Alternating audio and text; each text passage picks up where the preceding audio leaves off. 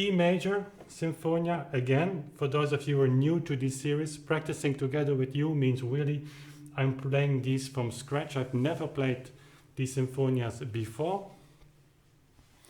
And so it's new music for me. So don't expect tonight to have a performance of these pieces, even not so for the pieces that we've done previous episodes. I had very little time to practice them during the week, so actually no time. So I'm really catching up with where we left last week. So it is not a performance, it's a practicing. This one is a very open 9/8 structure, and we're just going to see how we're going to do that. So I'm playing and I'm first dividing and deciding which voice goes over which hand. The notes that are written on the upper stave are, is that correct, stave for the G key? If not, please let me know how that is in English, because I don't. That's the upper and that's the lower, whatever it is. Notes that are written on the upper one most of the time goes in the right hand, and the underneath on the left hand. So we see if we can maintain that in this Sinfonia.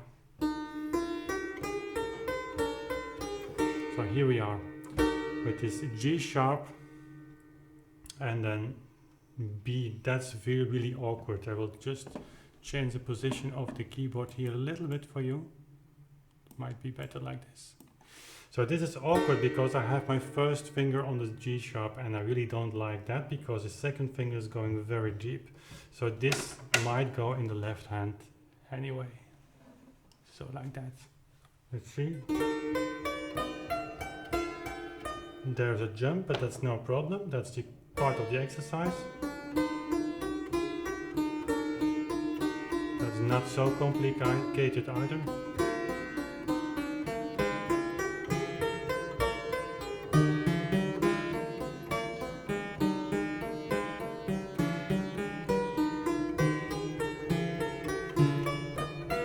G sharp I have to play in the left hand.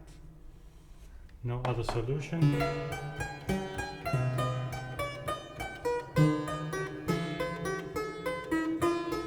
And now I have to turn the camera, I guess, like this. You see how smooth it goes. Really proud that I can do that now. The only problem now is that I don't see the notes myself, but that's a minor problem. Left hand, that's no problem.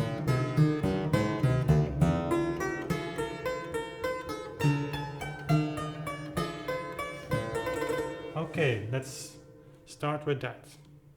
It's automatically switching to the previous position. It should actually, we should make a TV studio instead of a recording studio. Okay, there we go. E major is a really fun key because it's really very comfortable on the keyboard. It's like B major, a little bit more difficult, but E major is okay. So I start with 1 and I just go like this.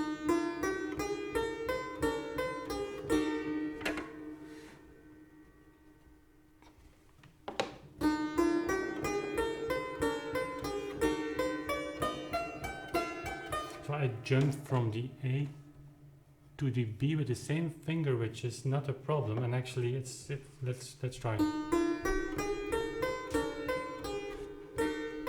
So what I have to do is just go from the A with the first finger to the B with the first finger, and that's okay because my hand position is in this. My hand is in the same position as it was in the beginning. Anja's trying to say something. Je moet een beetje hoger de camera. I think it's okay. Anja was worried that you wouldn't see the upper lines. But I think it's okay. Otherwise you have to yell in the chat and she will listen and I will read it. So I was saying, by just going from the A to the B but very gentle, you have a natural gap and actually an articulation which leads to a natural accentuation. Listen.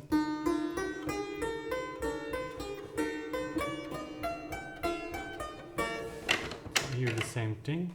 You have to jump, nothing to do about that. And every jump you make, very gentle, and a way that you do not want to try to hide the fact that you're jumping, because if you try to hide, you go faster, and if you go faster, you have a very ugly release. You hear it, and you have an ugly attack because you fall on the note. And most of the time, if you apply this kind of 18th century fingering, which we will talk about that later in later episodes, I will go through J.S.BACH, you know that. You will notice that if you just be very straightforward with that the music appears to be composed on that fingering. So they played like that. Not saying that Bach used my fingering, but more or less in the same tradition.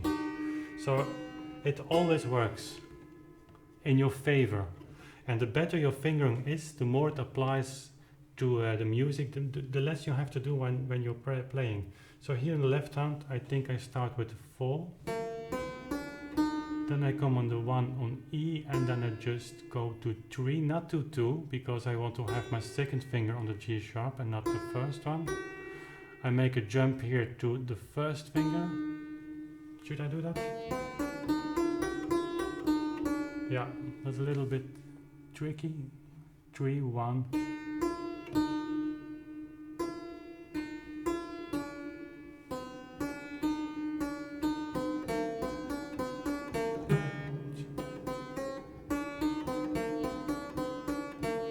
I think the B, you can go to a 1, but I think I will stay with the 4 and then have the jump on that one, like that. Let's see how it sounds. That's always the part that's most interesting. How does the fingering sound? It should go all very smooth.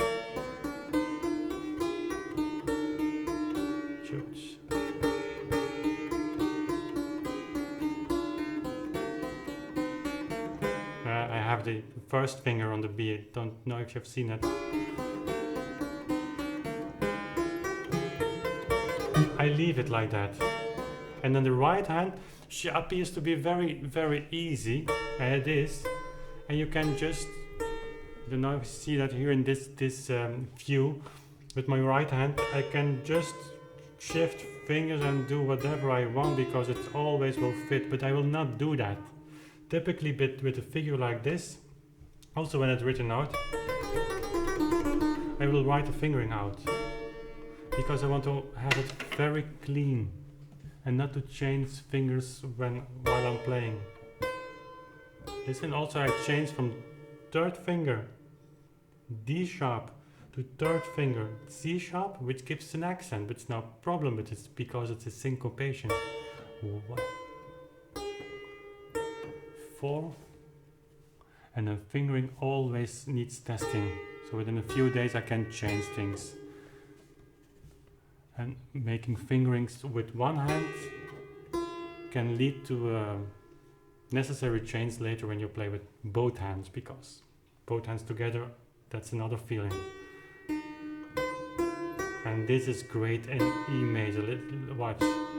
So I have the fifth finger on this one, it stays. I have the first finger here. And then I just go, let's see what I do. So it's a little bit awkward, but then the C sharp is being repeated, 3 and then 4, 2, and it goes perfect. And again, I have to leave the C sharp, but that's okay because I need this phrase. It's emphasizing the movement. So Claude is asking, is the fingering not dependent on the phrasing? Yes, of course, sometimes. And that's what I was trying to tell. If you apply this kind of historical, it's not historical in a sense, I can only interpret what I read and what I do in practice. One of the things that I tried not to do is to make a lot of substitutions on keys, you know what I mean. that's something you don't find a lot. But of course, then you will see that the composition as if it was written with that kind of fingering in mind. And apply this fingering on, certainly in polyphonic music, on accentuation and phrasing, because those two go. And accentuation, phrasing, and also phrasing, actually articulation, those three things go together all the time.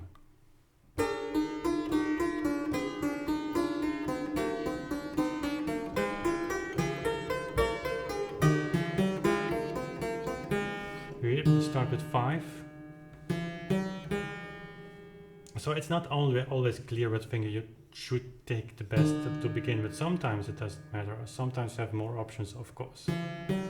But here you have E major, just play out 5 fingers, which was quite modern at that time. Emanuel Bach writes that his father started with the use of the first finger of the thumb, but that's actually not true, I think.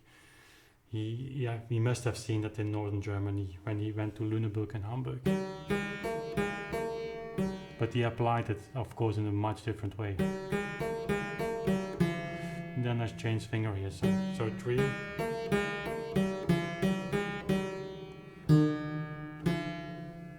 So that might surprise some of you that I make this kind of detailed fingerings. And I'm not doing it because you're watching now. I would do it again. I can show you the inventions here before. They have the same, you see. So it's really not, it's for Bach, I'm always doing that. And it actually for all music.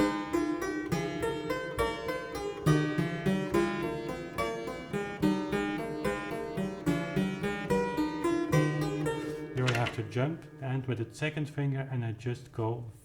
So second finger F sharp, G sharp with the second finger as well. And then there's something tricky. First of all, I have to look for the notes behind the webcam.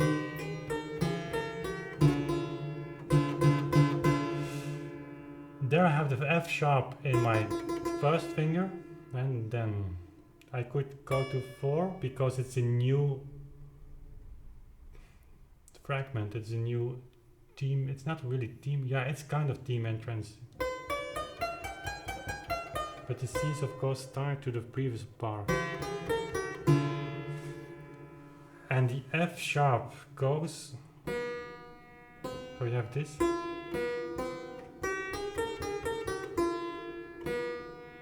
So you might think it's not so complicated, just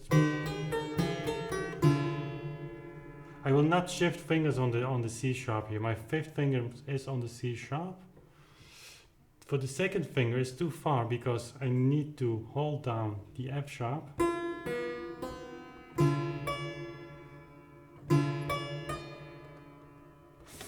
I'll try this. 4, 5, and then go to 3. This is a kind of fingering you will never see, or almost never see in any source. Oh, I see. Like that, it's easier.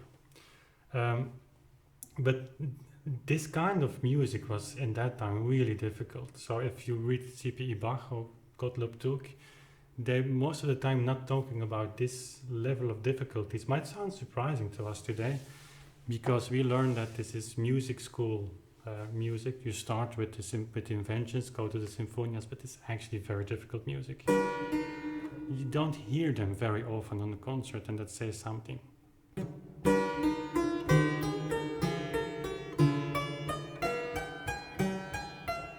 It was excellent practicing music. So I come here with the 2 and I go. And I think then you're out of notes. We just go a little bit like that. Okay. Again here, ending on the first finger, and I have to jump with the first finger. And there, of course, you have a kind of melody. So the accent should not be too much of an accent. So the less accent you want, the better you have to prepare the release of the note.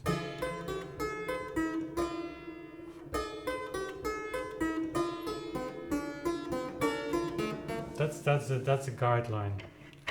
The more gentle, the more relaxed the release is, the more legato, actually, more cantabile actually the whole part is, the whole sequence of notes is. Okay, so that's for the sixth one. I will just play that to you and I'll show you. Sorry if you get a little bit dizzy of this changing of the webcam. This is a very open Sinfonia. It's not too difficult. It's the key E major, which is easy to play. Sometimes gives kind of awkward, should I say, just check the chat here before you, because I hear Anya typing. Okay. Sometimes you have an E major, some difficult positions, but normally it's not too difficult to play. And this sixth Sinfonia is actually a great piece. It's not too difficult and it gives possibilities for teaching. Wonderful. So I just try what the effect of the fingering is now. I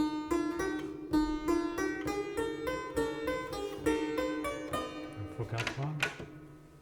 The first.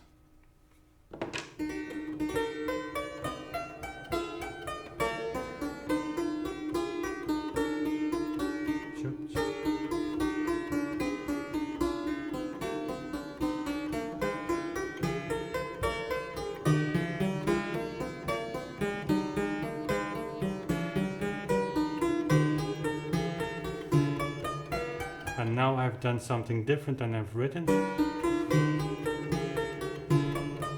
Yeah, so the first finger on the E, that's something you would do, I think, when sight reading, but then you lose the F sharp, and I don't want that.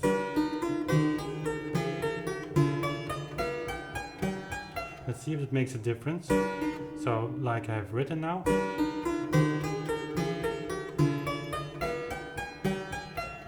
Don't hear it.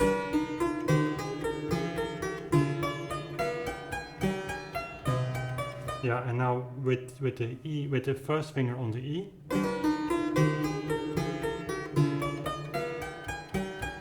Yeah, it's different because then you have to leave the F sharp. Yeah, you can see it there earlier. So you have done this melody,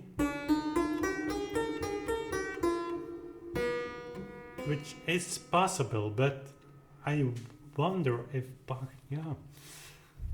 if we only could make a telephone call to him. I would probably say, macht nichts, doesn't matter, just play it. I keep it like that.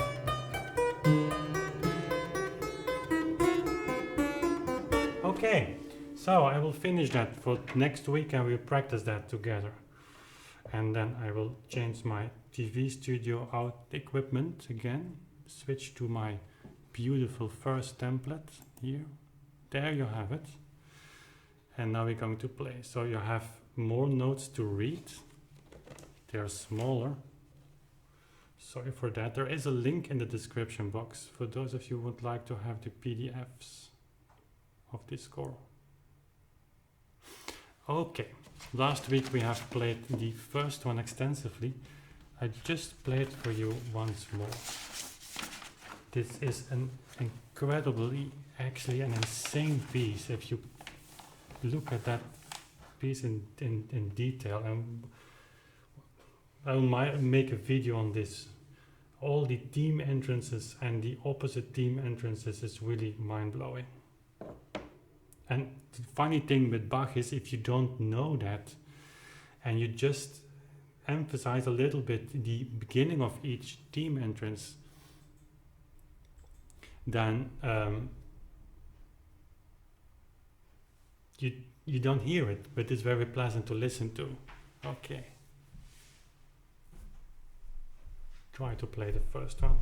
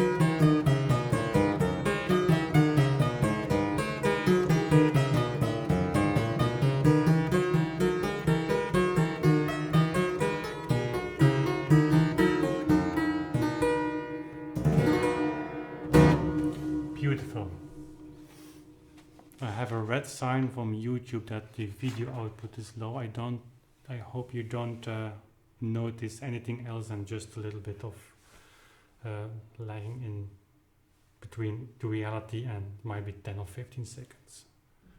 So last time we had really problems with the video lagging and it was really annoying. That shouldn't happen today.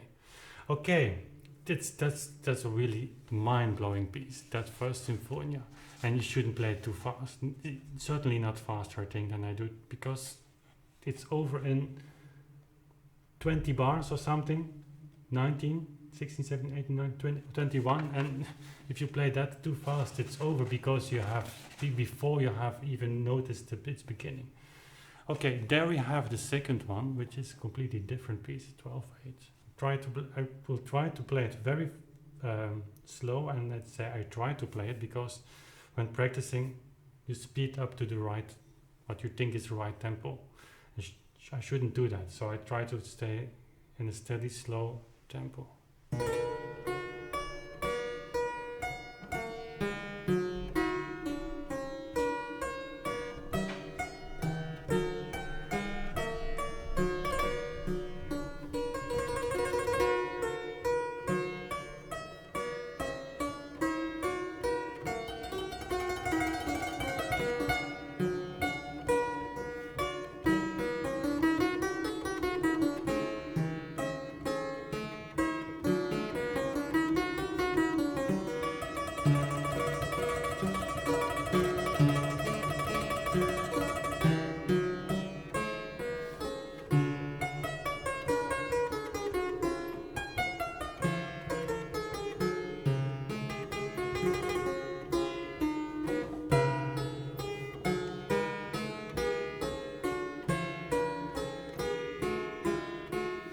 Okay, that's so insanely beautiful music, even in this tempo.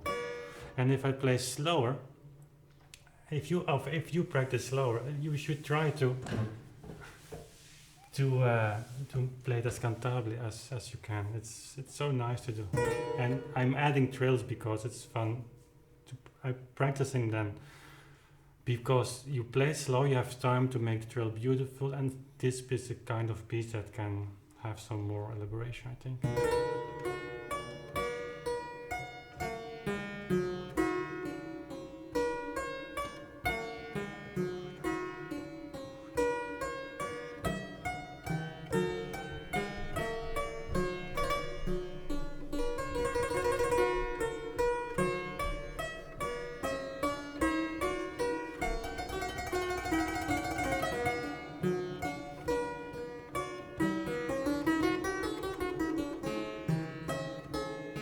It's beautiful how the 16th notes actually respond to the 8th notes. Question, answer. Question.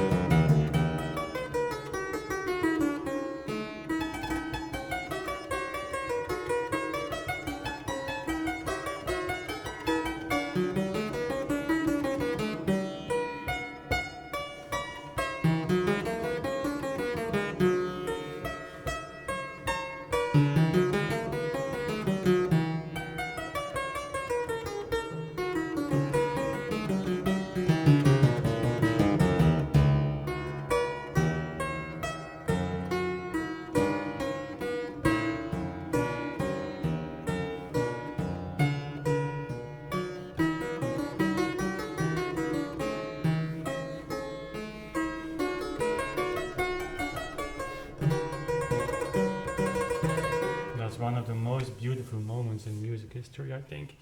And when you have this whole line coming down, and you see what happens if you have fingerings like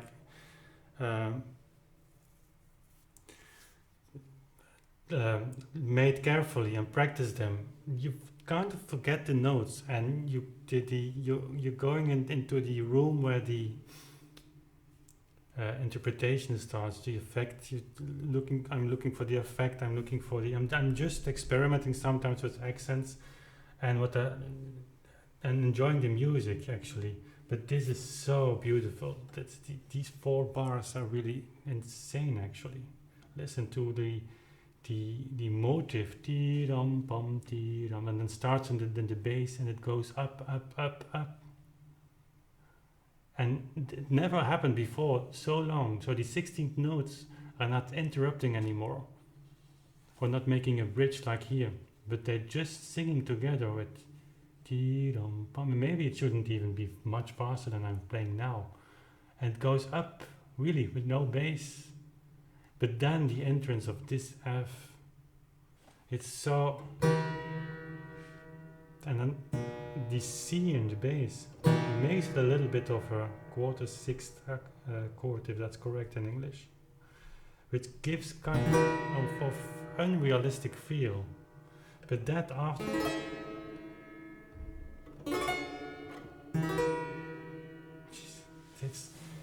and then how often do you hear that Bach was an old-fashioned composer? I mean, this is so gallant, so new emotion, affect-like, and to my mind, no doubt that he was one of the fathers of clavichords like this. I mean, what can you do on an instrument like this to enhance that effect? No other instrument is capable of doing that. Not saying that you cannot play beautiful on an harpsichord or piano or whatever. Piano, yeah, that's different. But the clavichord is so close to what's happening in the music.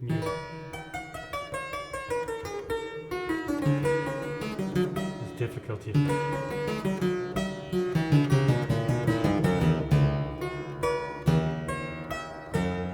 It's climbing here from really going from the E flat all the way to this B. Listen.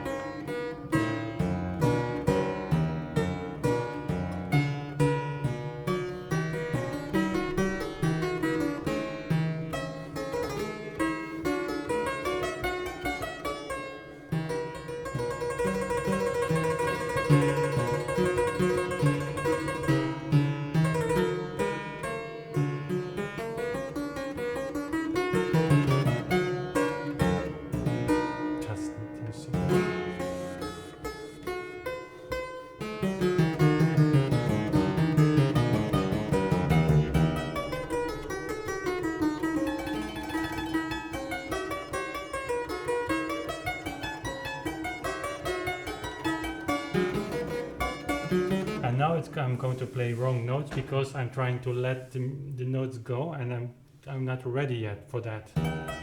But that's no problem. That's the process. Should be like that.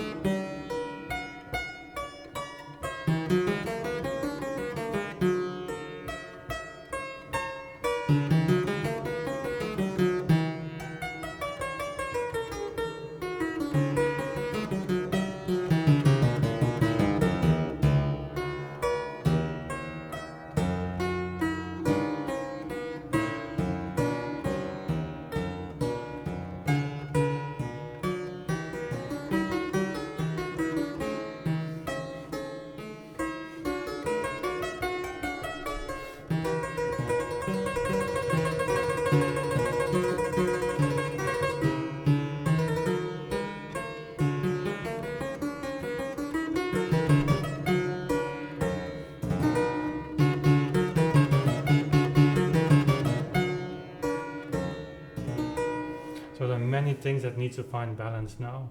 Also, such a long trill needs to have a clear ending. So it's better to play it short than longer if you have no, because it's really tricky.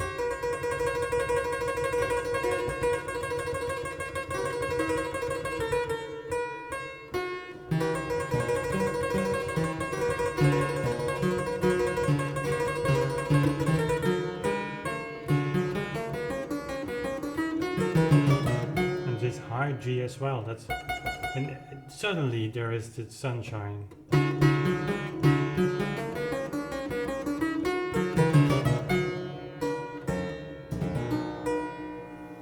So there's a lot of is happening here, so that needs to find its proper balance. Okay. Then we have number 3 and number 4. I think last time we played number 5. And let's just finish today with number 4. That was the piece we started with in the first practicing hours. Let's see how this developed.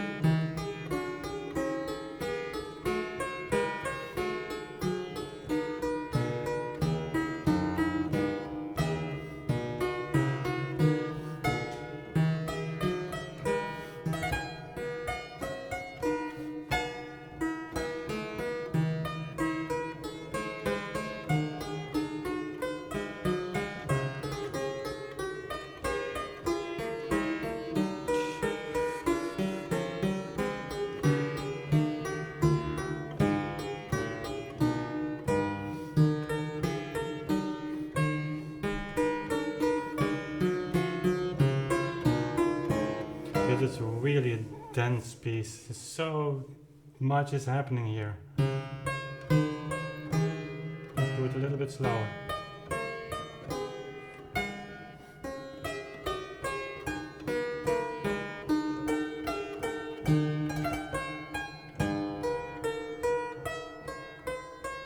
Also here,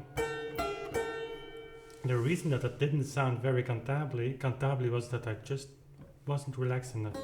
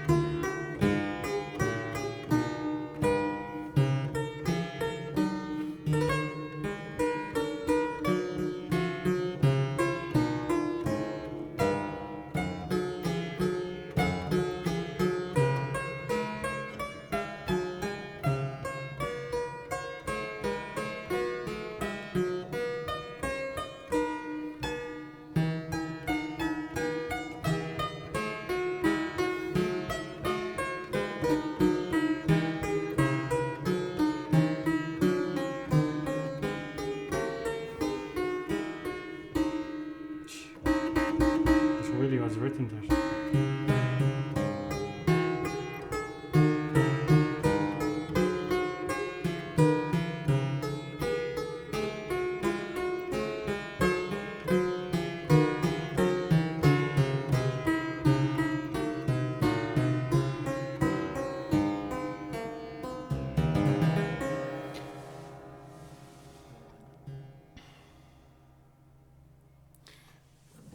Quack Matthew. Matthew asks what is crossing over third or fourth finger. Answer that in a minute, just to close. Just one thing on the Sinfonia number 4. This is really complicated piece, and that needs for me some weeks to settle. I'm just kind of sight reading now, reading my own fingerings, and I should practice a little bit more. But here is happening so much, an essential element, and you know that, but it's so difficult. It's just to let the audience hear every theme entrance, and even every beginning of the theme entrance, like in the end, right hand, alto voice,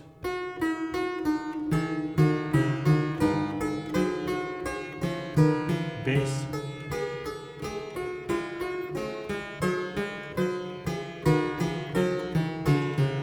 alt, bass, alto, but without overdoing it. And of course, if you're practicing like I'm doing now, you overdo things. That's normal. It should, I said, it should find balance. So the question about the fingerings, all the fingerings of course had very much, that's referring to, let's look for a different spot here, so 3, that's a really 17th century finger in the left hand. So Bach was educated partly with that still in end of 17th century when he had lessons. Sure he was.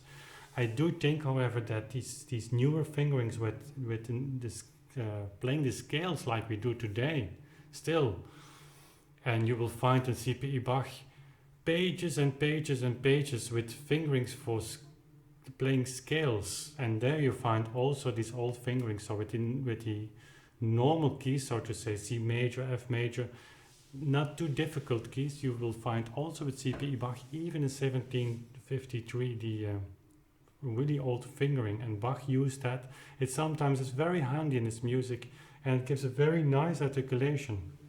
On these big clavichords, it works not really good on the smaller ones. I'm pointing to there because there's the fretted clavichord for Christopher Clark.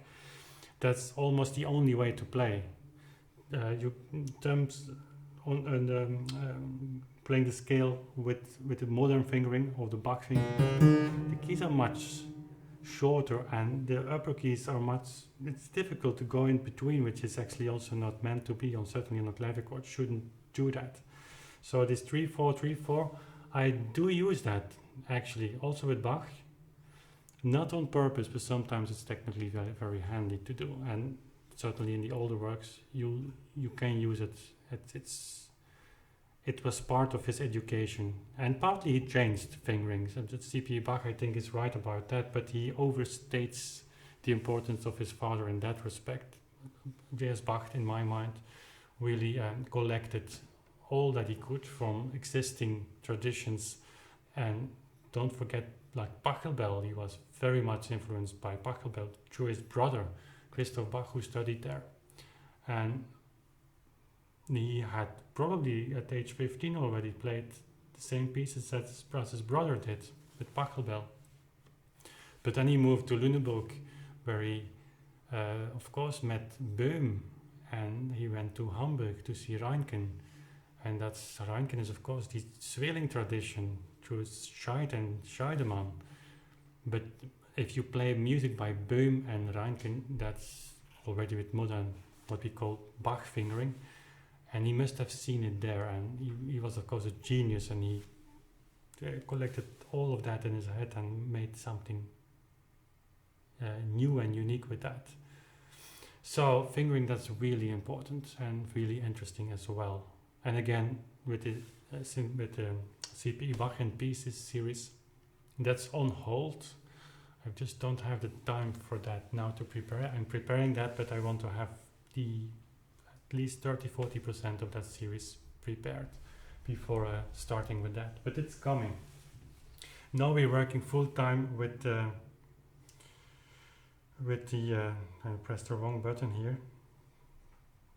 With the celebration CDs, actually tomorrow, just to close this session, tomorrow is the Sonata of Costas. Really interested to hear what you're thinking, and that Um, that is recording number 99 on the YouTube channel. It's hard to believe for me. So, and then that's the 10th of October, the 20th of October, we will have the A major Prelude and Fugue of Book 1 again. I've done it already, but now I've re-recorded that in your Spotflieger's workshop at the Specking clavichord.